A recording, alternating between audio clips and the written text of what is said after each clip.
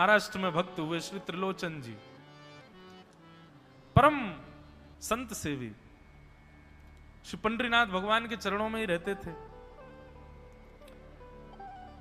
पति पत्नी दोनों निवास करते थे, उनके कोई संतान नहीं थी, तो इसलिए उन्होंने जीवन भर क्या नियम अपनाया कि जो भी धन आदि उनके पास था, जो भी वैभव था, उन्होंने वो पंढरपुर आने वाले वैष्णवों की सेवा में खर्च करने का उसका मन बनाया कि यहां इतने दर्शनार्थी आते हैं, सबका भोजन प्रसादी सामग्री हमारे घर में बना करेगी।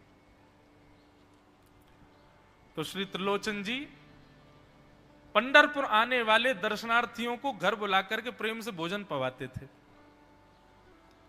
और जितने भी दर्शनार्थी दर्शन करके पंढरपुर से जाते थे वो अन्य संतों को कह देते, बोले कहां जा रहे हो? बोले पंढरपुर जा रहे हैं। बोले भैया पंढरपुर जा रहे हो तो त्रिलोचन जी के यहां जाना, उनके यहां भोजन प्रसादी बहुत बढ़िया संतों के अनुकूल बनाते हैं। बड़ी ख्याति हो गई महाराज जी, अब तो जितनी भीड़ पंढरपुर विठल मंदिर में, उतनी भीड़ त्रिलोचन जी के घर के बाहर संतों की, दर्शनार्थियों की, सब प्रसाद पाने के लिए जाते। त्रिलोचन जी और उनकी पत्नी बड़े प्रसन्न कि इतने संतों की सेवा हम कर पा रहे हैं, ये हमारा सौभाग्य है। धीरे धीरे दोनों वृद्ध अवस्था को प्राप्त हो गए। दोनों वृद्ध हो गए तो अब इतनी सामग्री बना नहीं पाते, कोई सेवक नहीं था, स्वयं बनाते थे पति पत्नी मिलकर के। अब तो ऐसा हो जाता, कभी कभी दाल लग जाती, जल जाती, रोटियां सेकते तो रोटियां जल जाती। वृद्ध अवस्था, थक भी गए थे बहुत ज्यादा, तो प्रसाद पवाते तो थे, संत जन बेचारे प्रेम से स्वीकार तो करते, पर अब स्वाद नहीं होता था, तो बेचारे जैसा था उसको पाते, थोड़ा बहुत पा करके चले जाते। धीरे धीरे संतों का आगमन अब कम होने लगा। त्रिलोचन जी इस बात से बड़े परेशान हो गए, बोले भैया संत हमारे घर से आना बंद हो गए, हम क्या करें? तो श्री त्रिलोचन जी महाराज ने यमन बाहर एक बड़ा सा कुछ होर्डिंग जैसा लगा दिया, उस पर लिख दिया कि अंदर कोई संत सेवा आदि के लिए एक सेवक की आवश्यकता है, अगर किसी के अंदर सेवा भाव हो तो वो आकर के भीतर संपर्क करे। बंधुओं एक बात सदैव याद रखना, संत सेवा, ब्रजवासी सेवा, गौ सेवा, इन सब सेवाओं के प्रकल्प में यदि आप सेवक की कामना करोगे तो कहीं ना कहीं किसी ना किसी रूप में ठाकुर जी आएंगे सेवा के लिए। श्रीमद् भागवत में वर्णन आता है कि नंद यशोदा सब जगह जाकर के कहते थे कि गैयाओं की सेवा हो, ब्रजवासियों की सेवा हो, इसके लिए हमको एक लाला हो जाए। इसीलिए ठाकुर जी उनके लाला बनकर के आए, ताकि संत सेवा उनके यहां हो सके। त्रिलोचन जी ने बाहर लिख दिया कि भाई संत सेवा के लिए सेवक की आवश्यकता है, यदि कोई सेवा भावी सेवा करना चाहता है तो भीतर आके संपर्क करे। अब यह बोर्ड पढ़ लिया हमारे श्री पंडरीनाथ भगवान ने, और श्री विठल भगवान एक छोटे से बालक का रूप धारण करके त्रिलोचन जी के यहां पहुंच गए। त्रिलोचन जी के यहां पहुंचे, त्रिलोचन जी बैठे थे।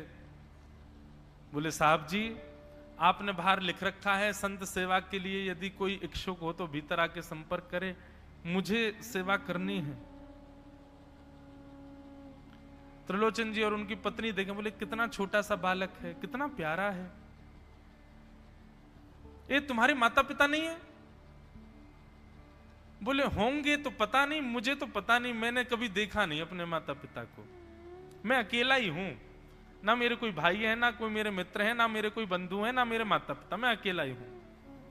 त्रिलोचन जी की पत्नी को तो इतनी दया सी आ गई, अरे राम राम, बेचारा अकेला बालक है। अच्छा चलो ठीक है, तुम यहां सेवा कर लेना, लेकिन कुछ नियम है उनको सुन लो। सबसे पहले तो अपना नाम बताओ, तुम्हारा नाम क्या है?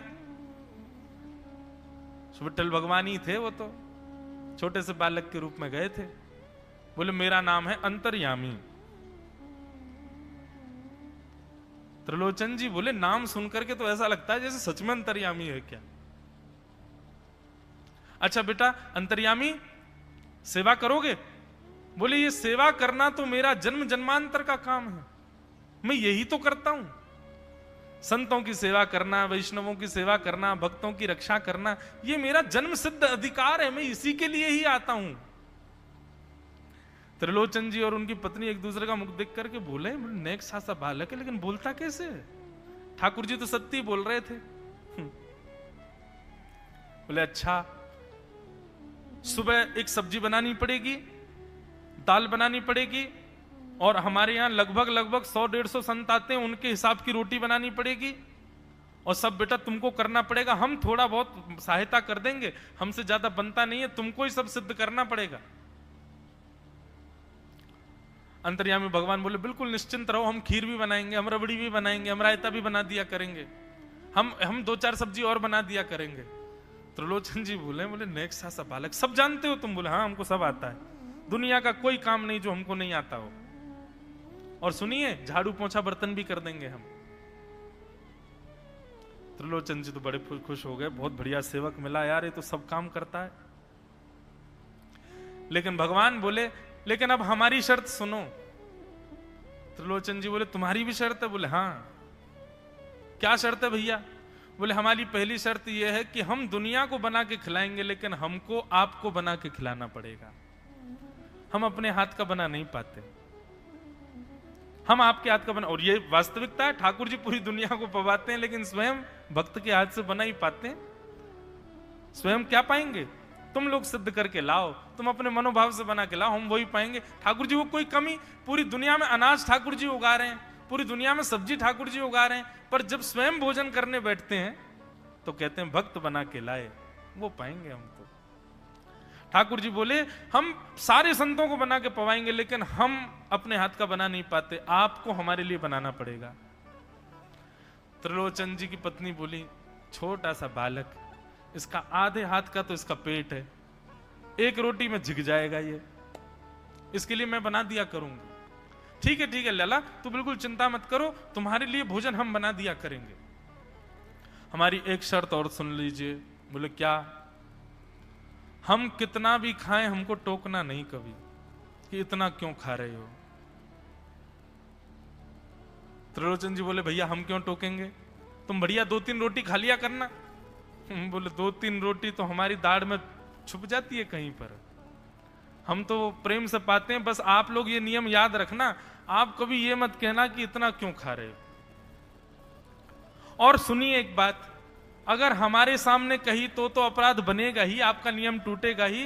किसी और से जाकर के यदि आपने कह दिया कि बहुत खाता है, क्या बताएं, तो हम उसी दिन अंतर ध्यान हो जाएंगे, उसी दिन आपका घर छोड़ के चले जाएंगे, फिर दूरते रहना सेवक। त्रिलोचन जी बोले हम क्यों कहेंगे भैया, हम तो कभी नहीं कहेंगे, हम दोनों तुमको वचन देते हैं, तुम प्रेम से रहो, सबका सेवा करो, हम कभी नहीं कहेंगे कि इतना खाता है। भगवान बोले तो ठीक है, फिर कल से सेवा शुरू। अगले दिन महाराज त्रिलोचन जी और पत्नी उठे सवेरे ब्रह्म मुहूर्त में, देखा तो महाराज भीतर ही ठाकुर जी बढ़िया अपनी कमर कस करके, सिर पर ढांटा बांध करके, मुंह पर कपड़ा लगा करके, और कढ़ाई में लिए चला रहे हैं, बना रहे हैं दाल, एक हाथ से दाल बना रहे हैं, फिर दौड़ के जाते हैं दूसरी कढ़ाई पे, वहां पर खीर बना रहे हैं, फिर कहीं जाते हैं वहां पूड़ी उछाल उछाल करके धर रहे हैं। त्रिलोचन जी और उनकी पत्नी देख रहे खड़े खड़े, अकेले ठाकुर जी सब बना रहे हैं, नेक सा बालक। 8 बजे से संतों की जमात आनी प्रारंभ हो गई, सुबह के समय हो गया। महाराज अकेले ही पत्तल लेकर के दौड़ते हैं, सारे संतों को पत्तल बांट आते हैं, फिर अकेले ही सामग्री लेकर के जाते हैं और लेकर के सबको बांटते हैं। त्रिलोचन जी कोई सामग्री लेके जाएं तो ठाकुर जी बीच में ही आ जाते हैं, बाबूजी आप जाके बैठो, मैं बांट रहा हूं ना, आप उठ के मत आओ, आप उठ के आओगे सब फैल जाएगा, मैं कर रहा हूं ना सब। अकेले ठाकुर जी, अकेले अंतर्यामी भगवान सब कर रहे थे। और त्रिलोचन जी और उनकी पत्नी बड़े प्रसन्न, जय हो विठोबा, तेने तो भैया ऐसा लगे साक्षात तुम ही आ गए हो, कितनी कृपा हो रही है, देखो कैसा सेवक मिला है। हमें भली संतान नहीं दी ठाकुर जी ने, लेकिन ऐसा सेवक दिया है जिससे परिपूर्ण आनंद हो गया है। संतों की भोजन प्रसादी हुई, महाराज खूब प्रेम से सब संतों को पवाया, संत भी सब वाहवाही करके गए, बोले वाह त्रिलोचन जी आपके यहां खूब बार पाया, लेकिन आज जैसा प्रसादी हमने कभी नहीं पाई। त्रिलोचन जी बड़े प्रसन्न। सब संत चले गए, भगवान तुरंत पहुंचा लिया है, पूरे फर्श को मार्जन कर दिया, सब बिल्कुल सारी दरी वरी समेट करके रख दी, सब पत्तल आदि सबको व्यवस्थित कराए, सारे बर्तन मांज करके धर दिए, सब बिल्कुल व्यवस्थित करके, और आकर के ठाकुर जी सामने बैठ गए। मैया अब सेवा हमारी तो पूर्ण हो गई, अब हमारी पेट पूजा करो, अब आप लगो रसोई में, हमारे लिए बनाओ। वो तो इतने भाव में आ गए, अरे मेरे लाला मैं अभी बना के लाती हूं। सुंदर सुंदर सब्जी बनाई, सुंदर रोटी बनाई, सुंदर खीर बनाई, थोड़ी थोड़ी एक एक दोना, दो दोना मान लो सब्जी बनाई, दो दोना खीर बना दी, 10-5 पूड़ी बना दी, ठाकुर जी की बढ़िया थाली लगाई, थाली लगा करके सामने धर दी। अंतर्यामी भगवान बैठ गए, प्रेम से पाने लगे, पाते जाए महाराज, वो तो खाते जाए, खीर उठा करके पी जाए, सब्जी उठा के पी जाए, और लाओ मैया भूख लगी है, जल्दी लाओ। 10 की 10 पूड़ी एक बार में चट और लेकर के आई, बेचारी देती गई, 10 की पूड़ी और धरवा ली, फिर उनको भी पा गए।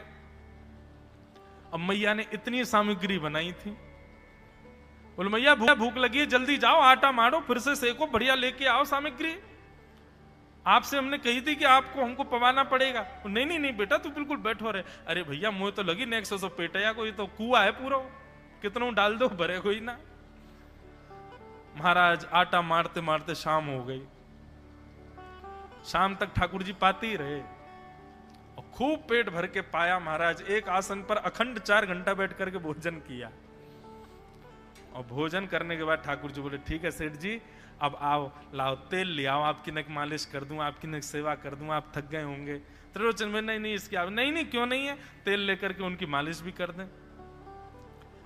इस प्रकार चले। त्रिलोचन जी की पत्नी बेचारी पहले दिन तो कुछ नहीं बोली, दूसरे दिन भी कुछ नहीं बोली, तीसरे दिन उसके मन में आया, बोले ये क्या कर लिया हमने, सुबह जितना भोजन बनना चाहिए उतना तो ये अकेला ही पाता है, सुबह संतों का ये बना देता, पर शाम को इसके लिए जितना बनता वो संतों के बराबर ही बैठता है पूरा। त्रिलोचन जी कहते नहीं नहीं तुमको याद नहीं, उसने कहा था कभी कहना नहीं है ऐसा। बोले हाँ नहीं नहीं मैं ध्यान रखूंगी, नहीं कहना है। लेकिन अंतर्यामी भगवान तो खूब प्रेम से घर के सारे काम कर रहे हैं उनके। महीना 1.5 महीना बीत गया, खूब आनंद से सेवा चल रही थी। एक दिन त्रिलोचन जी की पत्नी पड़ोस में किसी के पास बैठी थी, तो पड़ोसी तो होते ही हैं सब घर के बात बोलने वाले, उन्होंने कह दी, बोले कि आपके घर में तो आजकल बड़ी खुशहाली आ गई है। त्रिलोचन जी को देखा, चेहरे पे कैसा तेज आ गया, लाल लाल टमाटर जैसे गाल हो गए उनके। बोले अरे वो आया है ना अंतर्यामी सेवक हमारा, बहुत सेवा करता है, प्रसादी वगैरह सब वही बनाता है, फिर मालिश करता है उनकी, बढ़िया बढ़िया उनके लिए जूस निकालता है, बढ़िया उनको सब भोजन पानी पवाता है, इसलिए इस वजह से त्रिलोचन जी बढ़िया। वो त्रिलोचन जी तो बढ़िया हो गए, तुम सूख गई हो, तुम इतनी पतली दुबली क्यों हो गई, मेरा दुख कौन जाने। वो सबकी सेवा करता है पर अपनी सेवा मुझसे करवाता है। अरे छोटा सा तो है, ऐसे मटक मटक के जाता सब्जी लेने, हम तो उसको देखने के लिए खड़े रहते बाहर, कैसे बढ़िया लगता है। कई लोग तो देखने ही आते हैं उसको कि कैसे सब्जी परोस रहा है, कैसे पूड़ी परोस रहा है, कितना सुंदर लगता है। छोटा सा तो है, उसकी क्या सेवा करनी पड़ती है। अरे बहन तुम क्या जानो,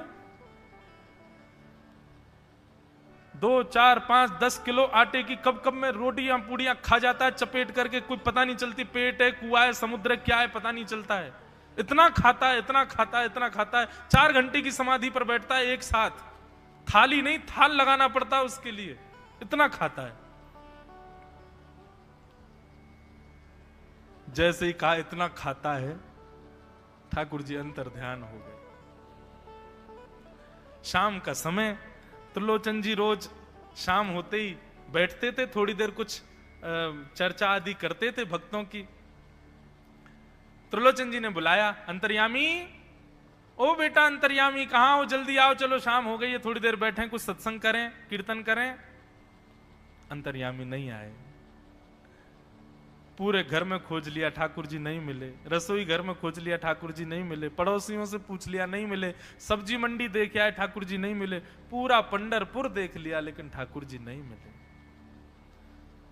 सब जगह खोज लिया ठाकुर जी नहीं मिले। त्रिलोचन जी बड़े उदास हो गए, पत्नी से कहने लगे पता नहीं कहां चला गया। कहां गया होगा पता नहीं। देवी तुमने उससे ये तो नहीं कह दिया था कि इतना क्यों खाते? बोले नहीं नहीं, मैं तो कान पकड़ती हूं, मैं कभी नहीं कहती उससे। बोले किसी और से तो नहीं कहा था ना तुमने, क्योंकि उसने वचन दिया था ऐसा कहोगे तो मैं चला जाऊंगा। बोले हाँ, आज एक गलती हो गई, पड़ोसी के पास बैठी थी, उससे बात करते करते मेरे मुख से गलती से निकल गया कि अरे उसके लिए तो बहुत बनाना पड़ता है, 10 किलो आटा खा जाता है, इतना खाता है, तो निकल गया था। समझ गए? बोले ओहो, इसीलिए चला गया, उसको पता चल गया कि तुमने कह दिया है तभी चला गया है। त्रिलोचन जी और उनकी पत्नी दोनों श्री पंडरीनाथ भगवान मंदिर के दहली पर जाकर के बैठ गए। जाकर के ठाकुर जी के आगे हाथ फैला करके कहने लगे, बोले नाथ, हे पंडरीनाथ, आपने हमको संतान नहीं दी, पुत्र नहीं दिया, पुत्री नहीं दी जीवन में, हमने कभी उसकी अपेक्षा नहीं की, हमने कभी आपसे शिकायत नहीं की कि हमको संतान क्यों नहीं दी है।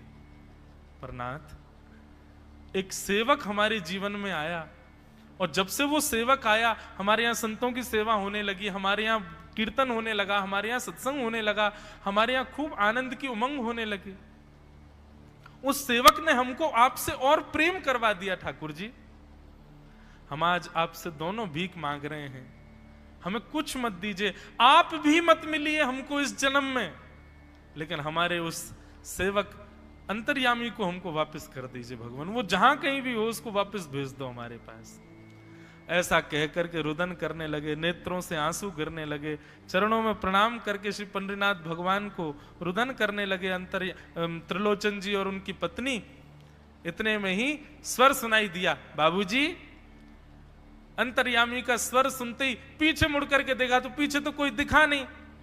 अरे इधर देखिए, पीछे कहां देख रहे हैं? वापस से पंडरीनाथ भगवान की ओर देखा तो श्री पंडरीनाथ भगवान की जगह ही अंतर्यामी बालक खड़ा हुआ है, सामने खड़े होकर के उनको आशीष दे रहा है।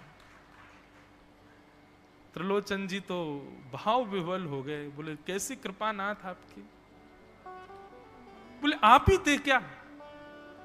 बोले तो इतनी अच्छी संत सेवा, इतनी अच्छी खीर, इतनी अच्छी पूड़ी, इतनी अच्छी सब्जी, और आपकी जो सेवा, और इतने अच्छे अच्छे सत्संग कीर्तन, ये मेरे अलावा कौन कर सकता है? संतों की सेवा तो मैं ही करता हूं ना। आपने संत सेवा के लिए सेवक मांगा था, इसलिए मैं ही आपके यहां चल करके आ गया। और श्री त्रिलोचन जी पर अद्भुत कृपा करके भगवान ने उनको कृतार्थ किया। बोलो भक्त वत्सल भगवान की जय।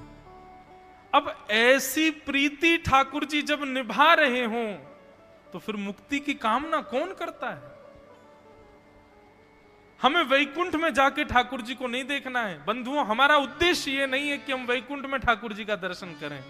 हम जहां हैं, जिस स्थिति में हैं, जिस अवस्था में हैं, हम ठाकुर जी को वहीं देखना चाहते हैं। हम इसी के लिए भजन कर रहे हैं, इसी के लिए भक्ति कर रहे हैं, इसी के लिए कथा कर रहे हैं